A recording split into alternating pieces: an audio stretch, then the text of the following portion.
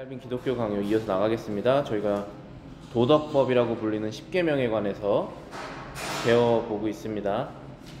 오늘은 10계명이 두 돌판으로 되어 있다라고 하는 그런 내용을 먼저 이렇게 다뤄보겠습니다. 우리는 하나님의 율법이 두 돌판으로 되어 있는 것의 의미를 숙고해야 된다. 왜 이것이 두 개의 돌판으로 되어 있는지 곰곰이 생각해 보는 것이 필요하다는 것이죠. 그 첫 번째 부분은 하나님의 존엄성에 대한 예배에 관한 사람의 의무. 하나님께서 존엄하시기 때문에 그분께 예배를 드려야 된다.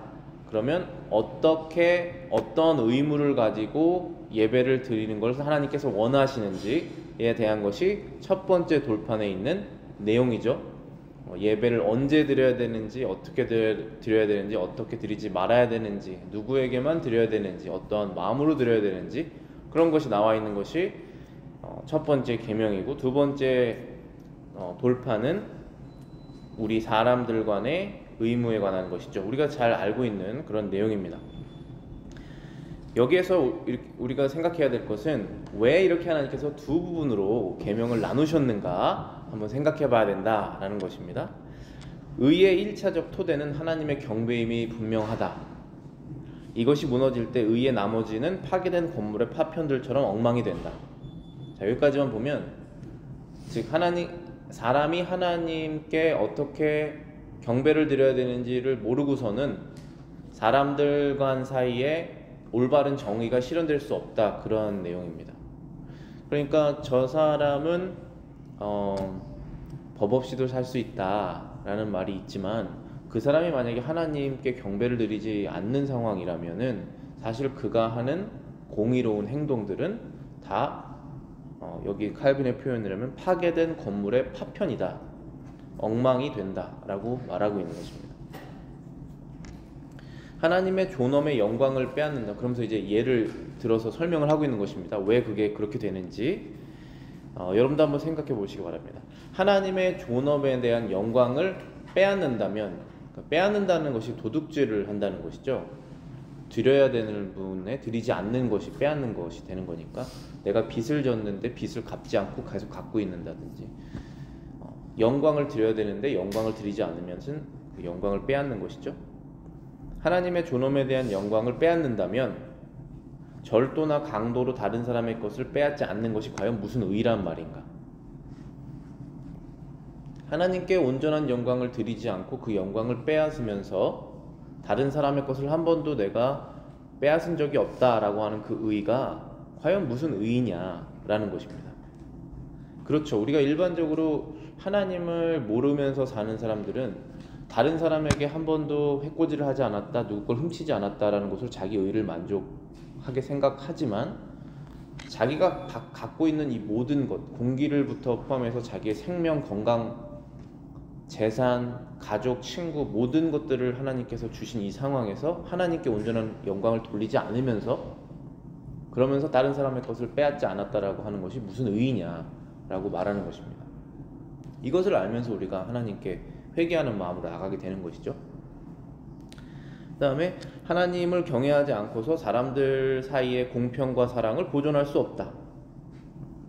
하나님을 경외하지 않고서는 사람들 사이의 공평과 사랑을 보존할 수 없다. 사람이 하나님을 옳고 그름의 심판자로 존중하지 않고서 사람들 사이의 올바른 의를 배울 수 없다. 그러니까 이 올바르다라고 하는, 무엇이 맞고 무엇이 틀리다라고 하는 그런 기준을 누군가는 정해야 되잖아요. 그 기준이 다르기 때문에 사람하고 싸운 거 아니겠습니까? 당신 나에게 뭐 어떻게 했어? 이러는 게 내 기준에 안 닿았다는 뜻이잖아요. 근데 그 사람은 나는 그래도 뭘 했다, 그래서 내 기준은 맞다, 이런 식으로 하는 건데, 이 사람과 사람 간의 이 공평한 삶이 형성이 되려면 기준이 있어야 되는데 그 기준을 정하시는 분이 사람이 아니라는 거죠. 내 자신이 아니라는 것이잖아요.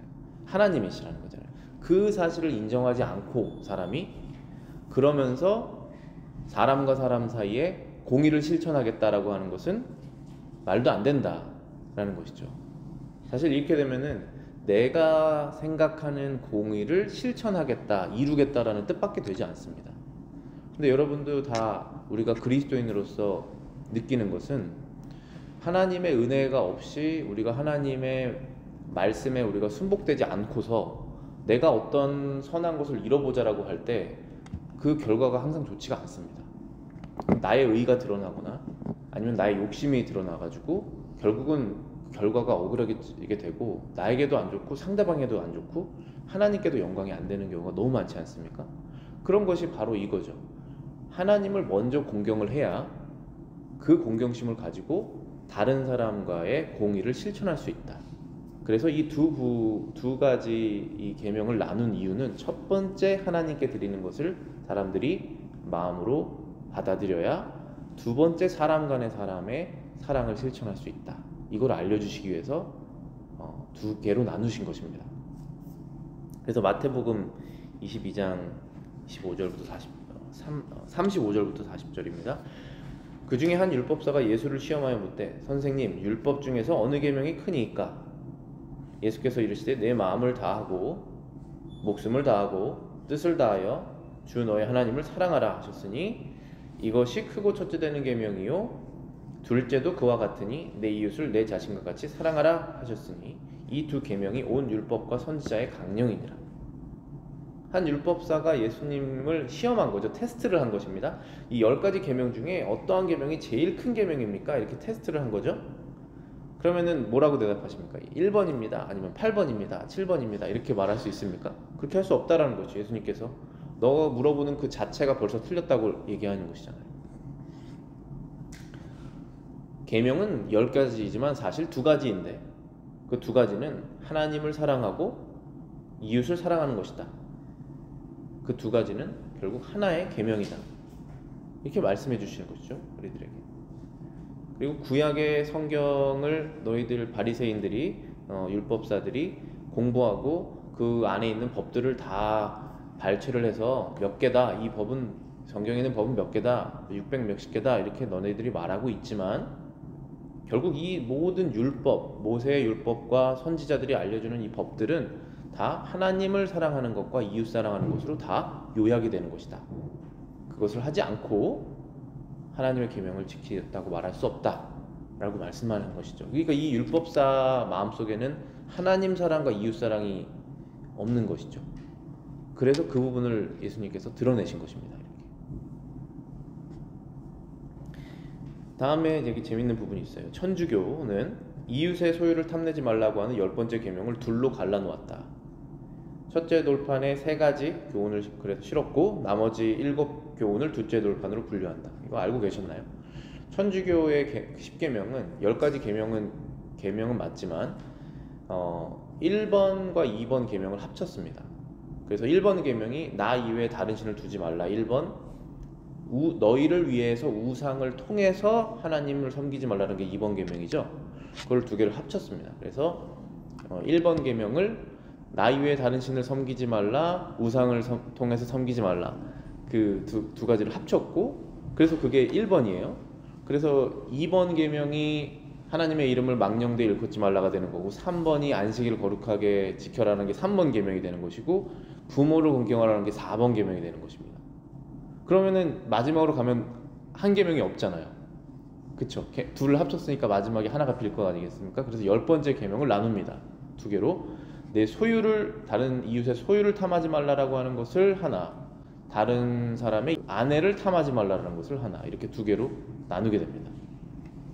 여기서 여러 가지 그 생각들이 있지만 여기에서 칼빈은 뭐라고 말했냐면은 우상 숭배, 그러니까 그 숫자를 우상화하는 게 있잖아요. 3하고 7이 더 좋다, 4하고 6보다는 뭐 이러한 마음에서 아마 한 것 같다 이렇게 얘기를 했어요.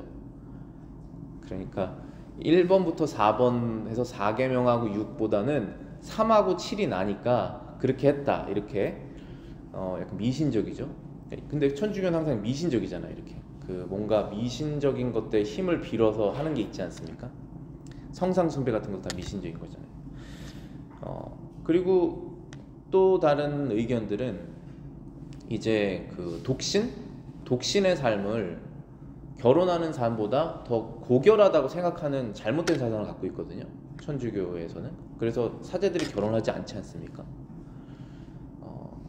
그래서 이 10번째 계명을 이웃의 소유를 탐하지 말라라고 하는 그거에서 뭔가 좀 더 구별을 해서 이웃의 아내를 탐하지 말라라고 이렇게 나눈 것이 아니냐, 그렇게 보는 얘기도 있고, 또 하나는 더 이게 가능성이 있는 것 같은데, 우상을 통해서 하나님을 예배하지 말라라는 게 두 번째 계명이죠. 그러니까 1번 계명하고 2번 계명은 다른 계명이거든요. 1번 계명을 똑같이 되풀이해서 2번 한 번 더 말씀하신 것이 아니라, 첫 번째 계명은 나 이외의 다른 우상을, 그러니까 다른 신이죠. 그러니까 나 이외의 다른 신을 너의 마음속에 두지 말아라. 이게 첫 번째 계명이죠. 그러면은 내 마음속에 있는 여러 가지 그 하나님보다 내가 소중하게 생각하는 것이 있지 않습니까? 그것을 나보다 먼저 두지 말아라 라는 게 첫 번째 계명이고, 두 번째 계명은 뭐냐? 우상을 두지 말아라 라는 것이 뭐냐? 첫 번째 계명하고 똑같이 들리지 않습니까? 근데 그것이 아니라 너를 위하여 우상을 통하여 나를 섬기지 말아라. 그러니까 하나님은 보이시지 않죠. 근데 보이지 않는 하나님을 사람이 섬기려면 어떠한 유혹이 드냐면은, 나는 하나님이 보이지 않으니까 뭔가 보이는 걸 통해서 하나님을 섬기고자 하고 하는 마음이 항상 듭니다. 나는 이것만 보면 하나님을 생각하자, 이런 식으로. 십자가도 우리가 예수님께서 우리를 위해 죽으셨다라고 하는 너무나 위대한 하나님의 사랑의 표현으로 십자가를 볼 수 있죠.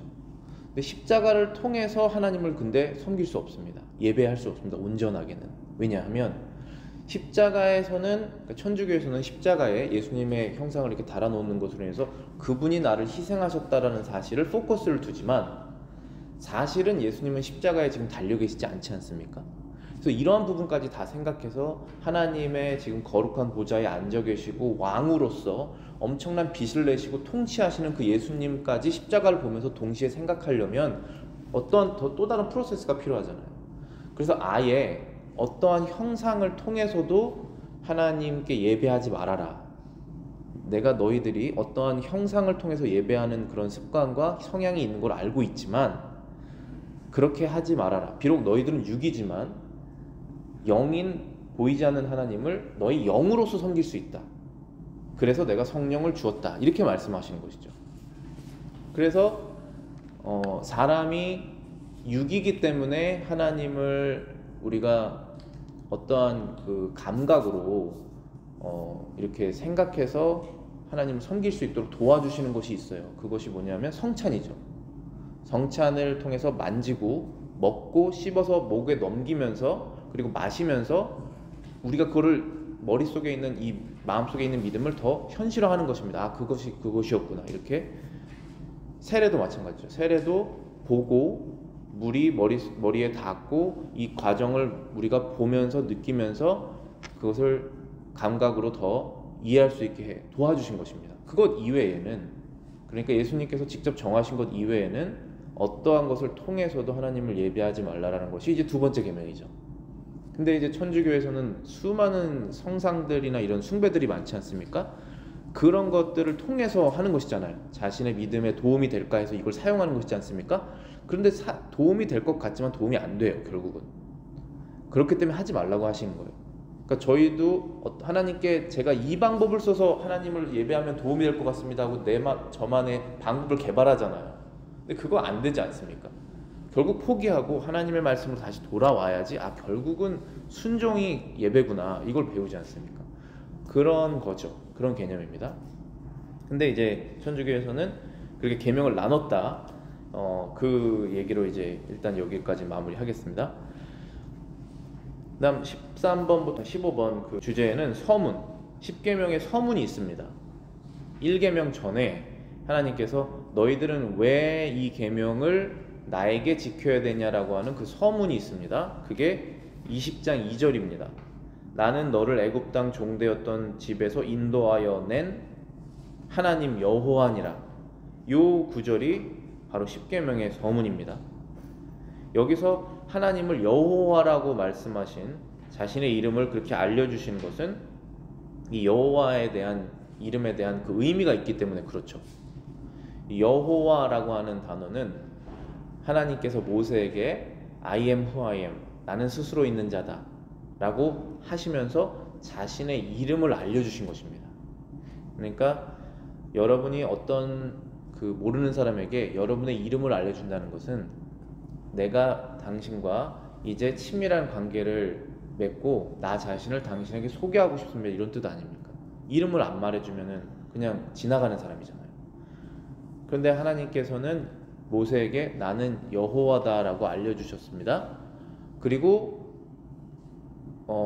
몇 년이 지나서 이스라엘 백성들 전체에게 하나님께서 법을 주실 때 너희들은 이 법을 지켜야 되는데 이 법을 주는 나는 여호와다라고 또 알려주세요.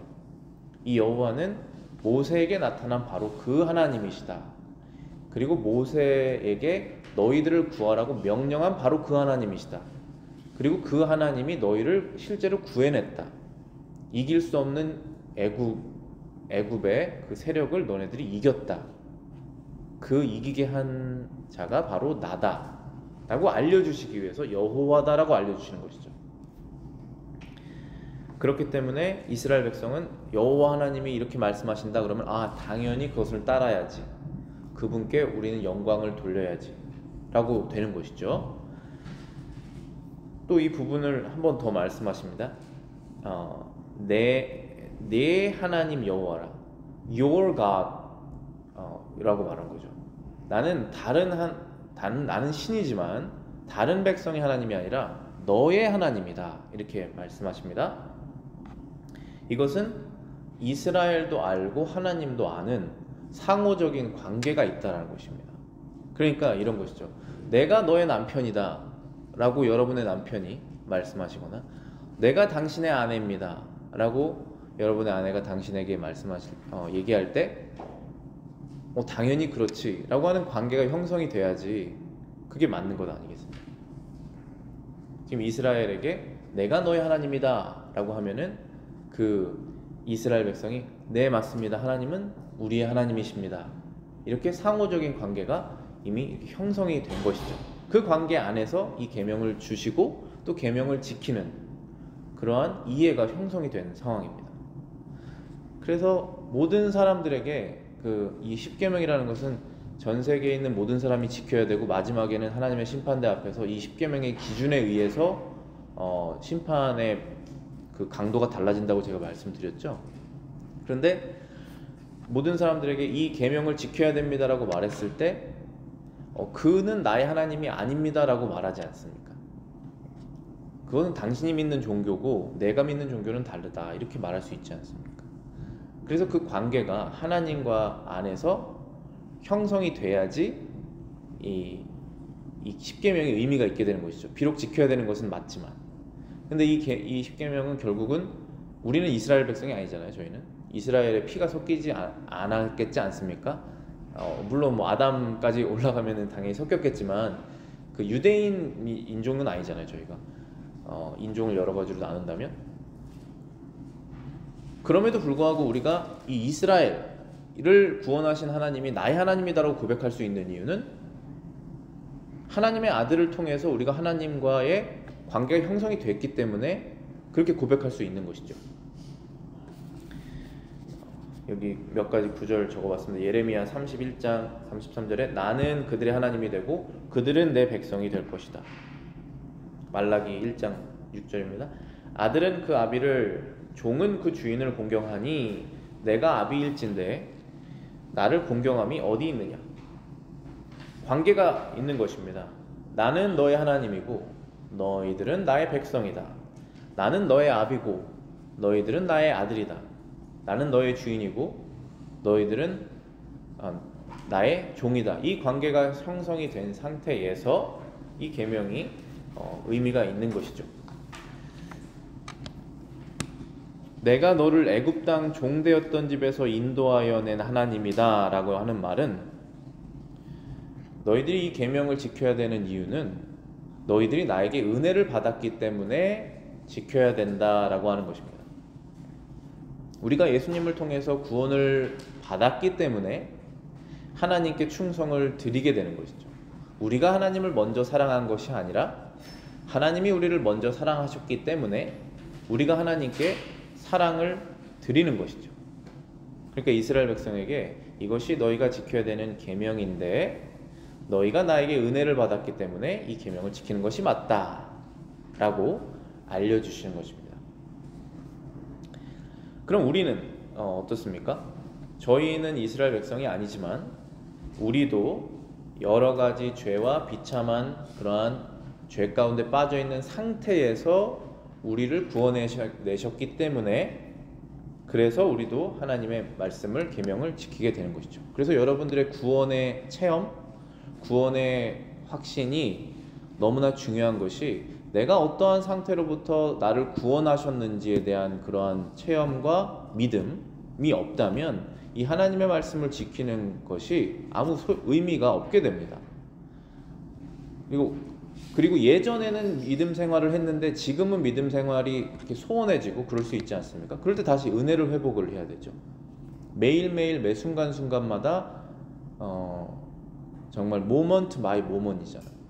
순간순간마다 내 마음속에서 내가 죄와 싸워서 이길 수 있도록 도와주시는 그 그리스도, 구원하시는 그 그리스도가 계시기 때문에 나는 하나님께 충성을 드리는 것이 맞다라는 결론으로 나가야 되는 것이죠.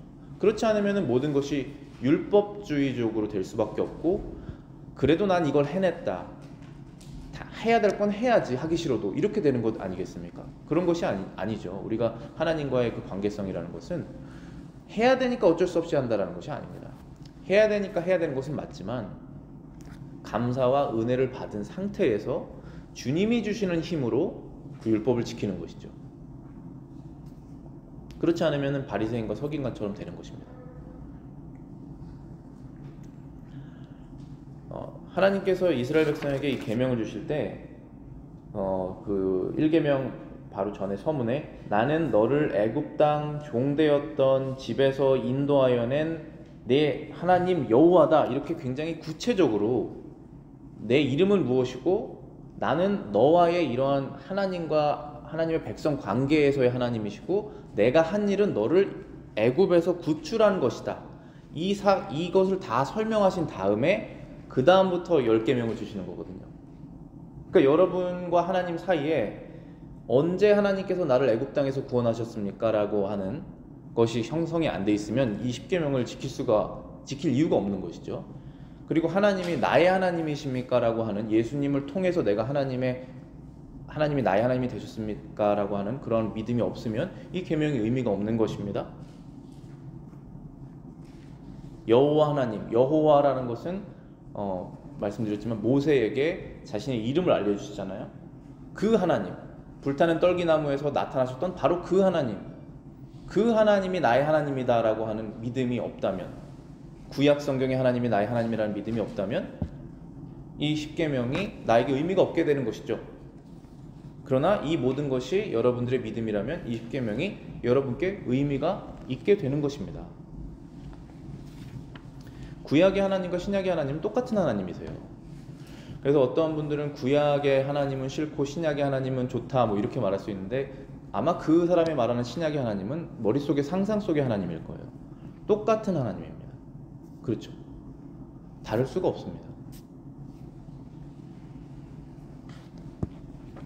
출애굽기 3장 6절부터 10절입니다. 또 이르시되 나는 네 조상의 하나님이니 아브라함의 하나님, 이삭의 하나님, 야곱의 하나님이라. 모세가 하나님 배웠기를 두려워하여 얼굴을 가리우매 이제 내가 너를 바로에게 보내어 너에게 내 백성 이스라엘 자손을 애굽에서 인도하여 내게 하리라. 그래서 저와 여러분들의 하나님은 지금 여기 출애굽기에서 나온 것처럼 아브라함의 하나님, 이삭의 하나님, 야곱의 하나님, 바로 그 하나님을 저희들이 믿는 것입니다. 그 하나님이 아니면 성경의 하나님이 아니기 때문에, 신약에서도 예수님께서 똑같은 말씀을 하시거든요. 부활에 관해서 설명할 때 아브라함의 하나님, 이삭의 하나님, 야곱의 하나님이라고 말하지 않았느냐 말씀하시죠. 하박국 2장 20절입니다. 오직 여호와는 그 성전에 계시니 온 땅은 그 앞에서 잠잠할지니라. 여호와 하나님께서 성전만은 계시지 않죠. 성전이 어디 있습니까? 여러분들, 성령님께서 우리의 마음속에 들어오셔서 우리가 성전이 되죠. 그런데 이 성전이라는 것이 뭔지를 알아야지 내가 성전이 됐구나라고 알 수 있지 않습니까? 여러분의 생각하는 성전은 무엇입니까? 구약 성경에서 하나님께서 성전을 이렇게 만들어라. 성막이죠. 처음에는 이 성막을 이렇게 만들어서 이스라엘 진영 가운데에서 하나님께서 임재하시겠다. 여기는 거룩한 곳이다. 너랑 나랑 만나는 곳이다. 죄 있는 자는 들어오지 못하는 것이다. 정확한 규격을 가지고 내가 만들 것이다. 이러한 성전에 대한 개념이 없으면 성전은 지금 나입니다라고 하는 그 성전의 그 정의가 다 다르지 않겠습니까? 그러니까 하나님께서는 정확하게 알려주시는 거예요. 나는 성전에 있는 바로 그 여호와다. 너희들은 나의 이 계명을 지켜라. 근데 나는 바로 성전에 있는 그 여호와다. 이렇게 알려주시는 거예요. 그렇게 하나님께서 설명을 하실 때 나는 하나님이다 이렇게 설명을 하시지 않고 너의 하나님이다. 애굽에서 이스라엘을 구해낸 하나님이다. 성전에 있는 하나님이다. 이렇게 자신을 하나씩 하나씩 설명해 주시면서 말씀하시는 이유가 무엇이냐? 칼빈이 이렇게 설명을 해요. 여호와께서 일정한 칭호들로 스스로를 알리시는 이유는 하나님의 이름이 언급되는 즉시 사람의 마음이 허황된 생각과 분별 없는 대담함으로 빠지는 경향이 있기 때문이다. 그래서 자신의 존재를 분명히 나타내신다. 아니면 상상 속의 신을 만들기 때문이다. 그러니까 우리가 성경이 있는 이유가 무엇이냐? 그러면 하나님이 누구신지를 우리에게 알려주시려고 있는 것이죠. 근데 만약에 성경이 없다면 사람은 하나님을 어떻게 생각할까? 하면 자기가 원하는 대로 하나님을 생각하게 됩니다. 하나님이라면 이렇게 하셔야지. 내가 이러한 상황인데 하나님이라면 이렇게 해결해 주셔야지. 내가 앞으로 어떠한 어려움을 당할 것 같은데 하나님이라면 나를 어떻게 하셔야지 라고 자기가 머릿속에서 하나님에 대한 정의를 생각할 수밖에 없습니다. 그것이 사람이니까. 그래서 우리가 사람과 사람은 싸울 때도 그렇잖아요. 우리가 내 머릿속에 기준이 다 있단 말이에요. 그런데 사람이 하나님, 나는 누구다. 하나님께서 나는 하나님이다 라고 했을 때 신이라면 이렇게는 해주셔야지. 하나님이 사랑이시라면 이 상황은 해결해 주셔야지. 아니면 최소한 내 인생에 이건 없어야지. 이렇게 생각을 하게 된다는 것이죠. 그렇지 않습니까? 여러분들은 하나님을 어떻게 믿고 계십니까? 여러분들이 원하는 것을 이뤄내는 어떠한 존재로 생각하려고 하는 것이 사람의 마음이잖아요. 그렇지 않습니다. 하나님께서는 하나님의 뜻을 우리가 따르도록 우리를 구원하신 것입니다. 이스라엘 백성은 애굽에서 고기와 마늘과 부추를 먹고 싶었어요. 계속. 그렇지만 하나님께서 넌 그것은 종으로 사는 것이다. 너는 왜 이렇게 종으로 사는 것을 좋아하느냐? 네가 자발적으로 기쁘게 너에게 실제로 모든 것을 주시는 그 하나님을 섬겨라. 근데 네가 있는 상황에서는 날 섬길 수 없다. 너가 주일날 쉴 수 있느냐? 쉴 수 없지 않느냐? 꺼내시는 거예요. 너가 가정예배 드릴 수 있느냐? 나오라면 일을 해야지. 아무것도 할 수 없는 것입니다. 하나님이라는 얘기 할 수 있느냐? 거기서 할 수 없는 것이죠. 광야로 끌어내신 겁니다. 광야로 구원해내셔가지고 거기에서도 몇 번씩 돌아간다고 그래요. 나는 고기를 먹고 싶습니다. 부추를 먹고 싶습니다. 내가 하고 싶은 거 하고 싶습니다. 나를 등짝을 때려도 내가 먹고 싶은 거 먹지 않습니까? 이렇게 가는 것이죠. 동물이지 않습니까? 그게 아니라 너는 내가 선택한 나의 백성이니 나를 위하여 살아라. 그 자유를 줄 것이다. 네가 원하는 평안함은 없을 수 있지만 그것이 영혼의 평안을 줄 것이다 하고 우리를 구원해 주시는 것이죠. 그 구원의 하나님이 저와 여러분의 하나님이라면 우리는 이 계명을 기뻐하고 지키는 것입니다. 순간순간 계명을 지킬 수 없는 우리가 깨닫죠. 그렇지만 지키게 해달라고 하나님께 도움을 구하는 것입니다. 그것이 옳고 좋기 때문에. 그게 계명이에요. 계명을 지키는 이유이고. 그리고 난 다음에 이렇게 하나님께서 설명을 하신 다음에 첫 번째 계명을 그때 주시는 것입니다. 20장 3절이죠. 너는 나 이외에 다른 신을 내게 두지 말지니라. 이 계명의 목적은 하나님께 속한 것들을 다른 것에게 넘겨주지 말라는 것이다. 여러분들 이거 알고 계시나요? 이 계명의 속성, 계명의 뜻은 하나님께 속한 것들을 다른 존재에게 넘겨주지 말라는 것입니다. 그러면은 하나님께 속한 것들이 어떤 것이 있느냐? 네 가지로 분류할 수 있는데, 첫 번째는 찬미다. 찬미는 우리 각자가 하나님의 위대하심에 복종하여 그분에게 드리는 존경과 예배이다. 두 번째는 신뢰다. 하나님의 모든 지혜와 의와 권능과 진리와 선을 알므로 그분 안에서 누리는 쉼이다. 이게 신뢰고, 세 번째는 기원입니다. 기원은 우리가 필요에 부딪힐 때마다 호소하는 우리의 마음의 습관이다. 감사는 모든 은혜를 인하여 하나님께 찬양을 돌리는 우리의 마음이다. 이것을 다른 곳에 돌리지 말라라고 하는 것이 이 첫 계명입니다. 자, 그러면 저와 여러분들이 이제 어떻게 이 하나님의 계명, 첫 계명을 지키셔야 하느냐 하면은 감사를 돌리는 것입니다. 감사. 어떠한 일이 발생했을 때 하나님께 감사를 하셔야 돼요. 우연으로 돌리면 하나님의 감사를 빼앗으신 겁니다, 여러분들이. 내가 했다라는 것으로 돌리면 하나님께 감사드리는 것을 빼앗으신 거예요. 그것을 자연에게 돌리면 안 되고, 그것을 어떠한 운명에게 돌리면 안 되고, 하나님께 돌리는 것을 하라고 하시는 것입니다. 왜냐하면 안 하기 때문에. 그래서 하지 말아라, 그것을 하시는 것이고, 기원은 기도죠. 습관입니다. 여러분들 이런 습관 갖고 계십니까? 순간순간마다 하나님께 호소를 하는 거예요. 불평을 하는 것이 아닙니다. 어려움을 만나실 때 하나님께 호소를 하는 거예요. 도와달라는 호소입니다. 여러분들 자존심이 강하십니까? 여러분들 혼자서 다 하실 수 있다고 생각하세요? 여러분들이 나는 이 정도 했으면 다 했다고 생각하십니까? 그럼 호소 안 하실 것입니다.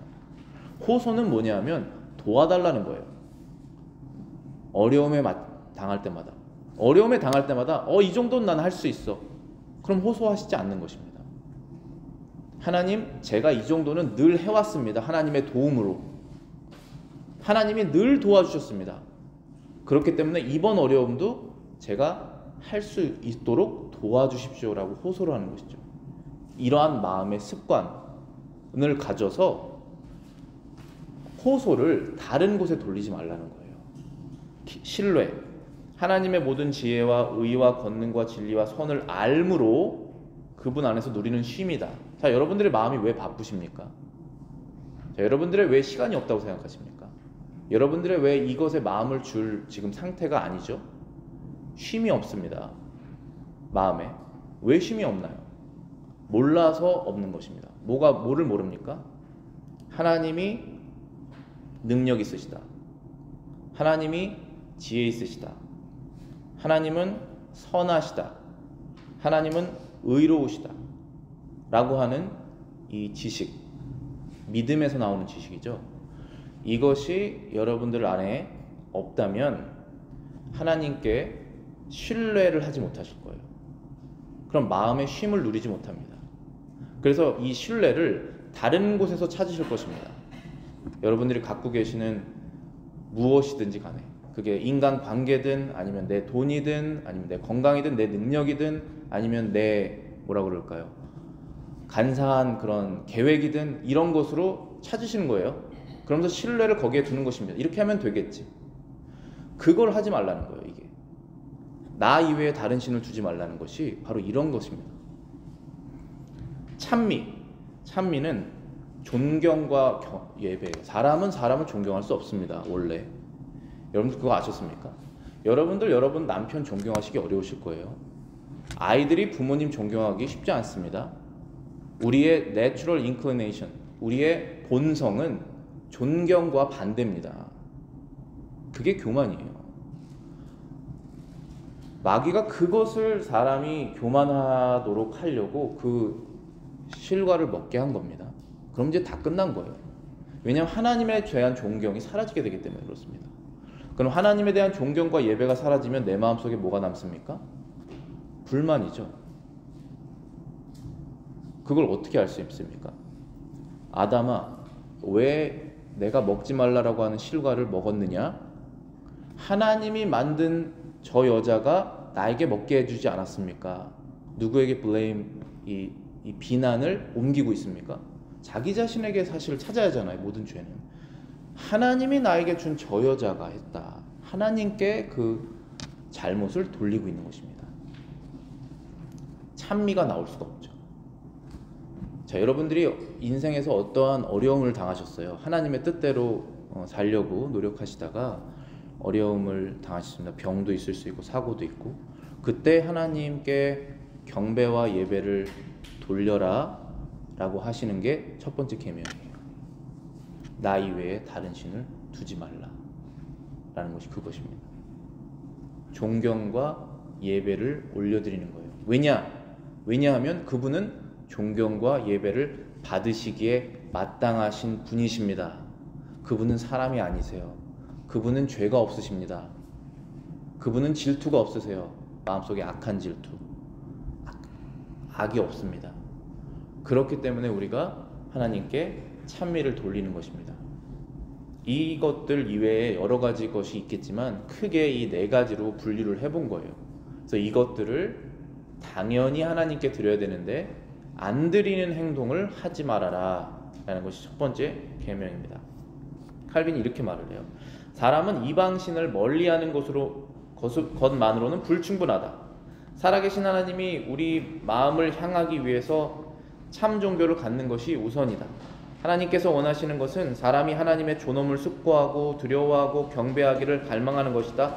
또한 사람이 언제든지 그의 도움을 기대하고 그의 크신 역사를 인정하고 그에게 찬미를 통하여 예배드리기를 갈망하는 것이다. 사람의 마음속에 이방신을 제하는 것으로는 불충분하고 하나님을 예배하는 것으로 마음에 차야지 된다는 것입니다. 너는 나 이외에 다른 신을 내게 두지 말라 라고 하는 여기 이 계명에서 우리가 자주 오해하는 그런 구절이 나 이외라고 하는 단어거든요. 근데 영어로 보시면 You shall have no other gods before me라고 되어 있죠. beside me라고 되어 있지 않고, 너는 나 이외에 다른 신을 두지 말라 라고 했을 때 그 한국말의 이 뉘앙스가 beside me you should not have no other god 이런 뜻으로 들리지 않습니까? 나 이외에. 그런데 원래 원어는 before me예요. 내 앞에서라는 뜻입니다. 그러니까 이거죠. 당신이 내 앞에서 어떻게 다른 남자와 바람을 필 수 있어? 이거랑 똑같은 거예요. 음란죄잖아요. 그러니까 내 앞에서, 만약에 모르는 곳에 했으면, 모르는 곳에서 우리가 이걸 했으면 좀 덜 가증하죠. 그래서 우리가 부끄럽지만 죄를 행동으로는 못해도 머릿속으로 하고 거기서 끝내려고 하잖아요. 왜냐하면 이것이 보이진 않으니까. 그런데 하나님께서는 다 보고 계시다고 말씀하시는 거예요. 지금 너희가 내 앞에서 너희가 내가 없는 것처럼 생각하느냐? 너희가 지금 몰래 머릿속으로 생각한 그 계획을 내가 모를 줄 아느냐? 라고 말씀하시는 거잖아요. 그래서 여러분들이 인생을 사실 때 우리가 그리스도인으로서 사람에게 충성하지 말고 보이지 않는 하나님께 충성해서 직장 생활을 해라, 이런 제가 패러프레이징을 하자면 그런 거잖아요. 어떤 일을 하든지 간에. 그래서 이 첫 번째 계명이라는 것은 나 이외에 다른 신을 두지 말라라는 것은 내가 다 보고 있으니 그러니 너희 마음속에 찬미와 신뢰와 기원과 감사를 나에게 드리는 것이 마땅하다. 내가 다 알고 있다. 그러니 비밀스럽게 죄를 지지 말아라. 그래서 우리의 생각과 마음조차도 하나님께서 받기 원하시는 거예요. 우리의 마음의 깊은 동기까지도 하나님께서 받기 원하신다. 그게 첫 번째 계명이다 라고 알려주시는 것입니다. 우리 이 계명부터 이제 생각하고 마음속에 생각하고 실제로 실천해 나가면서 그 다음에 다른 계명들이 따라오게 되는 것이죠. 기도하고 마치겠습니다.